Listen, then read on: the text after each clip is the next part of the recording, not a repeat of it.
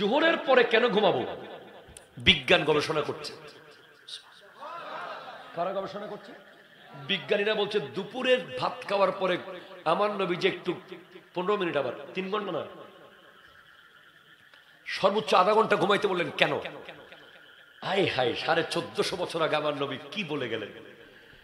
পরে তারা গবেষণা করে দেখলো, আমরা যখন দুপুরে খাই, আমাদের পাকস্থলী যখন খাবারগুলো হজম করে, তখন পাকস্থলীতে যে রক্ত আছে, এই রক্ত সাফিসিয়েন্ট হয় না। তারা ব্রেইন থেকে পাকস্থলী রক্ত টানে, রক্ত পাকস্থলীতে ব্রেইন থেকে যায় এবং ওই রক্ত পাকস্থলী রক্তের সাথে মিশে সারা শরীর থেকে পাকস্থলীতে রক্ত যায়। সেগুলো সব একসাথে ফোর্স ক্রিয়েট করে খাবারগুলো হজম করায়। তো সেই মুহূর্তে যদি আপনি ব্রেনের কোনো কাজ করেন, আপনি কম্পিউটার টিপেন, আপনি পড়ালেখা করেন, আপনি কোনো কঠিন কাজ করেন, আপনি ব্রেনে স্ট্রোক করার সম্ভাবনা আছে। এজন্য আমার নবী 1450 বছর আগে জানিয়ে দিয়েছেন, আপনি দুপুরে একটু করে ঘুমাবেন ভাত খাওয়ার পরে, যাতে রক্তগুলো নিজের কাজ শেষ করে আবার ব্রেনে চলে আসতে পারে, আপনি যেন কাজ করলে কোনো ক্ষতি না হয়। রহমত। কিন্তু আসরের পরে আপনি ঘুমাবেন না। যারা আসরের পরে ঘুমাবে তাদের এমন রোগ হবে যে রোগের ওষুধ পৃথিবীতে পাওয়া যাবে না।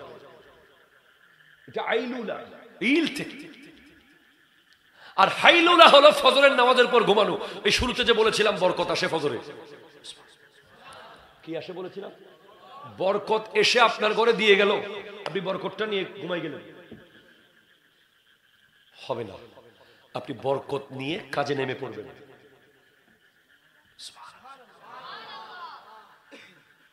বিজ্ঞানীরা অবাক হয়ে যাচ্ছে।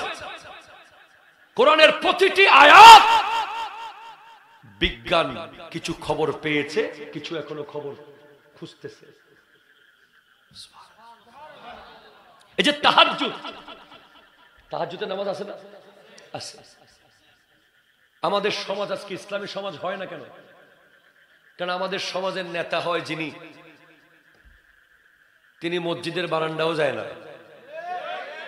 অথচ সমাজের নেতা হওয়ার দরকার, লিডার হওয়ার দরকার যিনি তাহাজ্জুদের নামাজ পড়ে। যদি বলেন কেন? কারণ বিজ্ঞানীরা গবেষণা করেছে তাহাজ্জুদ নিয়ে। রাতে 3টা বাজে ঘুম থেকে উঠে যাওয়া, এটা আবার কি? আমার কাছে বই আছে, সুন্নাতে মুস্তাফা এন্ড জদিদ সায়েন্স, নবীর সুন্নাত এবং বিজ্ঞান। ওই বইয়ের মধ্যে এসেছে আমেরিকার একদল গবেষক গবেষণা করেছে, একদলকে রাতে 3টা বাজে ডেকে দিয়েছে, একদল মানুষকে, আর একদলকে ঘুম পাড়িয়েছে। যারা রাতে উঠে গেছে, তাহাজ্জুদের টাইমে উঠে গেছে, দেখে তাদের ডিসিশন নেওয়ার ক্ষমতা খুব তীক্ষ্ণ, তারা অত্যন্ত শান্ত, তারা অত্যন্ত সবরী, তারা অত্যন্ত ভদ্র, তারা সিদ্ধান্ত জানে, এটা অ্যাপ্রোপ্রিয়েট নেয়।